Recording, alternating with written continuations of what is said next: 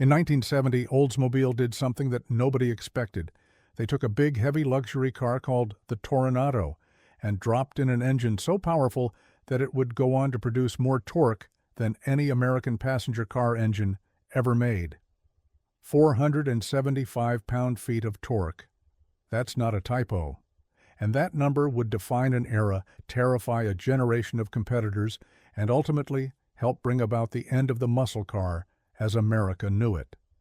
This is the story of the Oldsmobile 455 and the brutal, beautiful era it dominated. Along the way, we'll encounter engineering brilliance, corporate politics, drag strip legends, and the insurance companies and regulators who decided that maybe, just maybe, Americans couldn't be trusted with this much power. So, let's begin. But first, how did Oldsmobile, of all companies, end up building the torque king of American muscle? See, Oldsmobile had always been the experimental division of General Motors. They were the ones who took chances. Back in 1949, they introduced the Rocket V8, which was genuinely revolutionary. It was one of the first high-compression overhead valve V8s in a mass-produced American car, and it changed everything. Suddenly, Oldsmobile wasn't just your grandfather's car. It was fast. It won races. It had attitude. By the 1960s, though, the muscle car wars were heating up, and Oldsmobile needed something bigger, literally bigger. The displacement race was on. Pontiac had their 400 and 455, Chevrolet had the 454. Chrysler was running around with 440s and the legendary 426 Hemi. Ford had the 428 and 429. Everyone was building massive engines, and Oldsmobile wasn't about to get left behind. Now, the thing is, Oldsmobile already had a pretty solid big block. The 425 cubic inch V8 had been around since 1965, and it made decent power. But decent wasn't going to cut it anymore. Not when Pontiac was putting 455s in GTOs and Chrysler was dropping Hemis into anything with four wheels. Oldsmobile needed more cubes, and they needed them fast. The solution came in 1968 with the introduction of the Oldsmobile 455. And right from the start, this engine was different. Most manufacturers chased horsepower. They wanted big numbers for the advertisements, big numbers for the magazine tests, big numbers for bragging rights at the stoplight. Oldsmobile took a different approach. They chased torque. I mention this because it's crucial to understanding what made the 455 special. Horsepower is great for top speed and high RPM screaming. But torque? Torque is what shoves you back in your seat when you floor it. Torque is what happens at low RPM, right when you nail the throttle. And the Oldsmobile 455 had torque like nothing else on the road. The secret was in the design. The 455 had a 4.1 to 26-inch bore and a 4.25-inch stroke, making it what engineers call an undersquare engine. The stroke was longer than the bore. This configuration naturally produces more torque at lower RPM, which is exactly what Oldsmobile wanted. They weren't building a high-revving race engine. They were building a sledgehammer. The standard 455 in 1968 produced 365 horsepower and 510 pound-feet of torque. That torque number was already insane, but Oldsmobile wasn't done, not even close. For 1970, they introduced the 455 W30, and this is where things got serious. The W30 was Oldsmobile's performance package, and it turned the already brutal 455 into something genuinely terrifying. Special cylinder heads with bigger valves, a more aggressive camshaft, aluminum intake manifold, forced air induction system that fed cold air directly into the carburetor. The result? 370 horsepower and 500 pound-feet of torque, according to the factory ratings. But here's the thing about factory ratings in 1970. They were lies. Well, not lies exactly. Let's call them strategic understatements. The automakers had learned that insurance companies were watching, and high horsepower numbers meant high insurance premiums, which meant fewer sales. So they played games with the ratings. They tested engines with restrictive exhausts, minimal timing advance, and conservative carburetor jetting. The real numbers were much higher. Independent tests of W30 455s consistently showed actual output closer to 400 horsepower, sometimes more. And the torque? Some tests recorded over 520 pound-feet at low RPM. Think about that for a second. This was an engine that made its peak power practically at idle. The cars that got the 455 became legends almost overnight. The 442, which stood for 4-barrel carburetor, 4-speed transmission, and dual exhausts, became one of the most feared muscle cars on the street. The Cutlass Supreme with the 455 was a gentleman's hot rod, all luxury inside with a monster under the hood. And the Toronado, that front-wheel drive luxury cruiser, suddenly had more torque going to its front wheels than most cars had, going to the rear. Now I should mention the Hurst Olds. If the standard 455 was a sledgehammer, the Hurst Olds was a sledgehammer, with racing stripes and a serious attitude problem. Hurst Performance Products partnered with Oldsmobile to create limited production monsters that pushed the 455 even further. The 1968 Hurst Olds made 390 horsepower officially. The 1969 version was even more aggressive. These cars dominated the drag strips and became instant collectibles. If you've made it this far, you're probably into this kind of stuff. Quick question, where are you watching from? Drop it in the comments. And hey, subscribe if you haven't. We do this every week. All right, back to the 455. The dominance of the Oldsmobile 455 wasn't just about straight-line speed, though it had plenty of that. A properly set up W30 442 could run the quarter mile in the low 13-second range right off the showroom floor.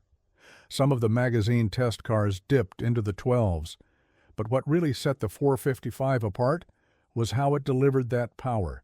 See, a lot of muscle cars were peaky. You had to wind them up to get the good stuff. The 426 Hemi didn't really wake up until you were past 4,000 RPM. The high-revving Chevrolet small blocks wanted to scream before they made serious power. But the Oldsmobile 455, it made power everywhere. You could lug it around town at 1,500 RPM, and it felt like a normal car. Then you'd floor it, and all 500 pound-feet would hit you like a freight train. No waiting for the engine to build speed, just instant, brutal acceleration. This made the 455 incredibly versatile. It was just as happy pulling a boat as it was destroying a stoplight Challenger. It worked in luxury cars, muscle cars, and full-size sedans. Oldsmobile put the 455 in everything, and it improved everything it touched. The competition took notice. By 1970, the other manufacturers were scrambling to match the 455's torque numbers. The Pontiac 455 was close, making 500 pound-feet in its highest state of tune. The Chrysler 446-pack and the Ford 429 Super Cobra Jet were in the same ballpark, but none of them quite matched the Oldsmobile's combination of peak torque and low RPM delivery. The 455 wasn't just powerful, it was usable, powerful. And then there was the W30 automatic. I know. A muscle car with an automatic transmission sounds like heresy, but hear me out. Oldsmobile's Turbo-Hydromatic 400 was one of the strongest automatic transmissions ever built, and it could actually launch a 455-powered car harder than most drivers could with a manual. The torque converter would flash to higher RPM, keeping the engine right in its power band, and the car would just go. Some of the fastest quarter-mile times came from automatic W30s.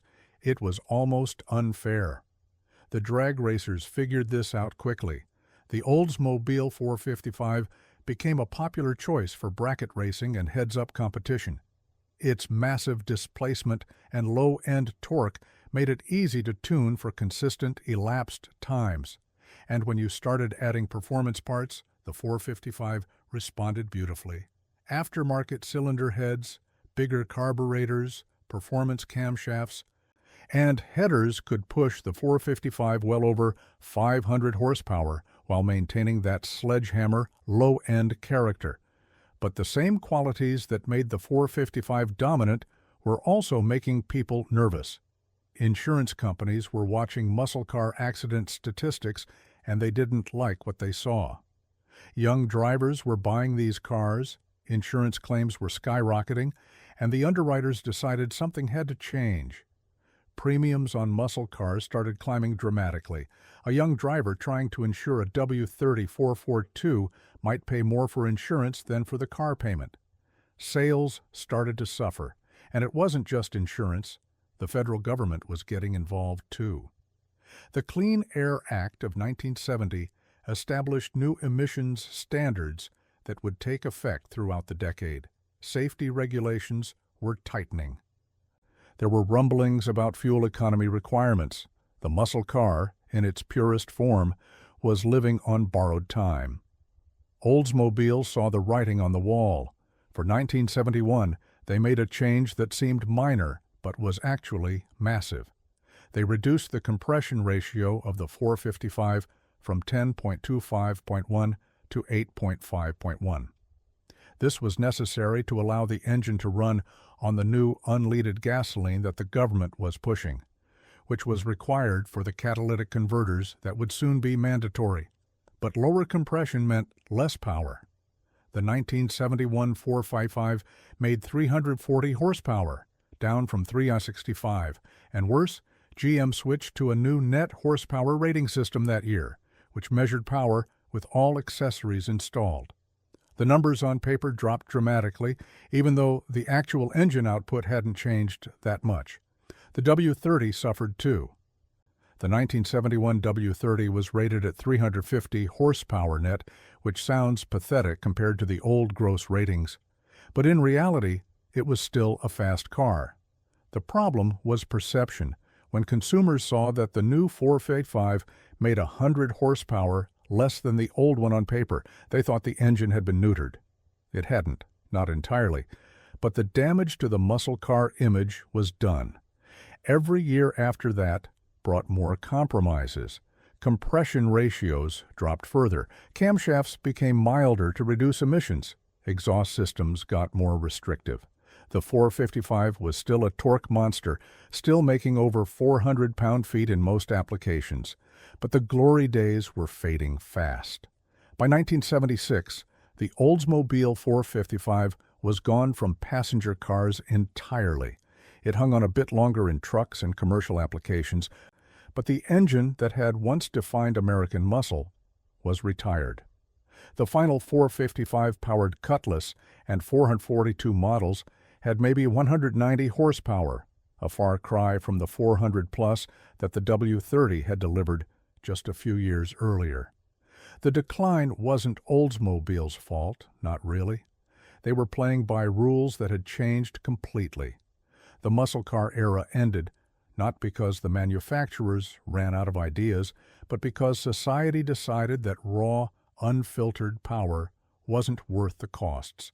The insurance premiums, the emissions, the fuel consumption, the safety concerns. Everything pointed toward smaller, more efficient vehicles. The 455 was a dinosaur, magnificent but doomed.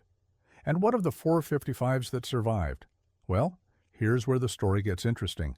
See, those cars didn't disappear, they became collectibles. The same insurance premiums that killed new muscle car sales made the existing cars more valuable to collectors who could afford to insure them. The W30 442s and Hurst old cars that sold new for a few $1,000s started climbing in value during the 1980s. By the 1990s, they were serious collector cars. Today, a numbers-matching 1970 W30 442 convertible can sell for well over six figures. The engine that the market rejected in 1976 became priceless 30 years later. The Oldsmobile 455 also left a technical legacy. That undersquare design philosophy, prioritizing torque over high RPM horsepower, influenced truck engine development for decades. The modern pickup truck engine, with its emphasis on towing capacity and low-end grunt, owes something to the thinking that created the 455. When engineers design an engine for work rather than sport, they often end up with something that looks a lot like what Oldsmobile built in 1968. There's also the cultural impact. The 455-powered cars became fixtures in movies and television, symbols of a bygone era of American excess. They represented a time when gasoline was cheap, roads were open, and nobody worried too much about carbon footprints. Whether you see that era as something to celebrate or something to learn from, the Oldsmobile 455 was at its center. But I think the most important legacy of the 455 is what it taught us about the relationship between power and responsibility. The muscle car era ended because, as a society, we decided that unlimited power in the hands of anyone who could afford the car payment wasn't a great idea. That's not a judgment on the cars themselves, which were magnificent. It's an acknowledgement that technology exists in a context, and that context can change. The Oldsmobile 455 made more torque than any other American passenger car engine. 475 pound-feet in the 1970 Toronado, a record that stood for decades. It dominated the streets, terrified the competition, and thrilled a generation of enthusiasts. And then it was gone, taken down not by a faster engine, but by a changing world that no longer had room for what it offered. And what of Oldsmobile itself, the division that had been General Motors' experimental playground, the company that brought us the Rocket V8 and the 455 and so many other innovations? They struggled through the fuel crisis years, trying to reinvent themselves as something other than a muscle car brand. They had some successes like the diesel V8 that became famous for the wrong reasons, and the front-wheel drive Toronado that pioneered new technology, but they never quite found their footing in the new automotive landscape. In 2004, General Motors shut down Oldsmobile entirely. The last car rolled off the assembly line in April of that year, ending 107 years of history. The 455 outlived the company that created it, at least as a memory, as a collector's item, as a symbol.